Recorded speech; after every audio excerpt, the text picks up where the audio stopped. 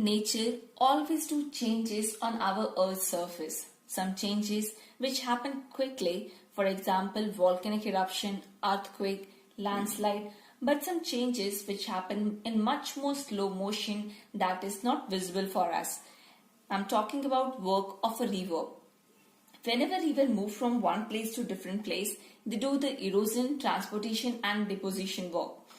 As like जब भी पहाड़ से नदी गिरता है, उस नदी के गिरने से जो फोर्स लगता है उसके कारण नीचे का जो धरातल होता है वो टूटने लगता है। पत्थर टूट करके नदी के बहाव के साथ बह जाते हैं।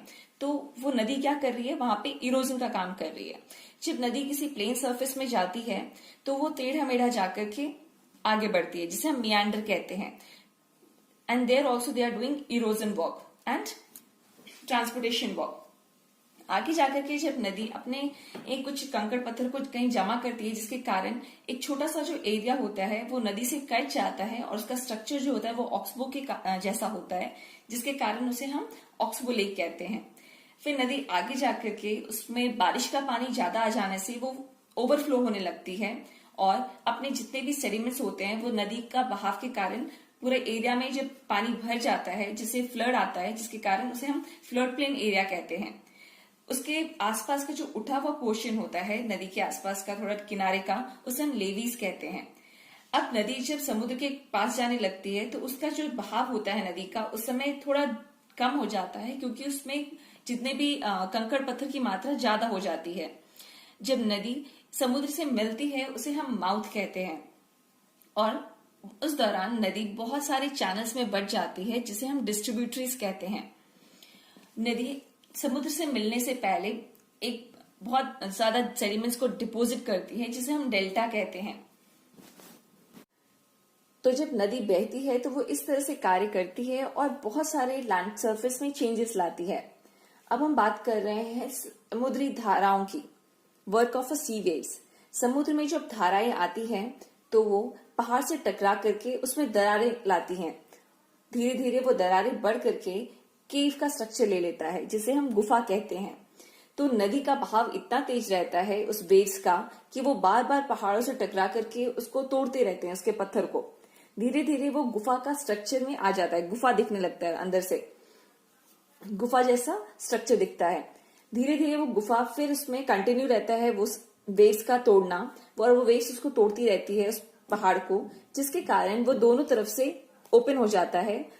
जिसे आप एक स्थान से दूसरे स्थान जा सकते हैं वैसे ओपन हो जाता है और ऊपर से रहता है उसका पत्थर। इस स्ट्रक्चर को हम आर्क कहते हैं। अब ये आर्क धीरे धीरे उसमें और कटाव होने लगता है और जो ऊपर का पोर्शन रहता है आर्क का, वो धीरे धीरे टूट करके जब गिर जाता है और सिर्फ दोनों तरफ का पत्थर खड़ा रहता है, उसे हम स्टैक कहते हैं। अब ये स्टैक में जब और टूटने लगता है, वो जो पोल रहता है वो और टूटने लगता है, तो वो छोटा छोटा पत्थर बन जाता है, जिसे हम स्टंप कहते हैं। जब वो स्टंप और छोटे छोटे पीसेस में आ जाता है उसे हम वेव कट प्लेटफॉर्म कहते हैं। समुद्र के आसपास जब हम किसी माउंटेन एरिया को देखते हैं जो कि दीवार जैसे खड़ा रहता है, उसे हम सी क्लिफ कहते हैं। और जब समुद्र इन सबको तोड़ करके जितने भी डिपोजिट करती है उसे हम बीचेस कहते हैं। वो सारे कंकड़ पत्थर ला करके हमारे बीचेस बनाती है, जिसमें हम देखने जाते हैं बीचेस को, जिसको हम इंजॉय करते हैं, नेचर व्यू लेते हैं। सो वो बीचेस किसके द्वारा बनाया गया है? नेचर के द्वारा, नेचर के डिपोजिशन के द्वारा। तो ये वेव्स लाती है उन सारे कंकड़ पत्थर को जो उसने तोड़ा था और ला करके यहाँ सबमिट करती है, जिससे बीचेस फॉर्म होते हैं। अब हम बात कर रहे हैं वर्क ऑफ आइस, ग्लेशियर का। ग्लेशियर क्या है? तो वो एक नदी है बर्फ की। वो हमेशा एक स्थान से दूसरे स्थान मूव करती है। तो ये जब भी मूव करती है अपने नीचे के धरातल को तोड़ती रहती है। उसके तोड़ने से भी वहां का स्ट्रक्चर जो है वो चेंज होता है। कभी कभी उसके जब उसमें ग्लेशियर का जो बर्फ होता है वो मेल्ट होता है, वो तो उसके जो पानी निकलता है वो आगे जाकर के लेक्स दिखता है हमें, ब्यूटीफुल लेक्स, जिसको लोग एंजॉय करते हैं एज ए टूरिस्ट स्पॉट। उसमें लोग नाव चलाते हैं और जाके उस ब्यूटीफुल प्लेस को देखते हैं।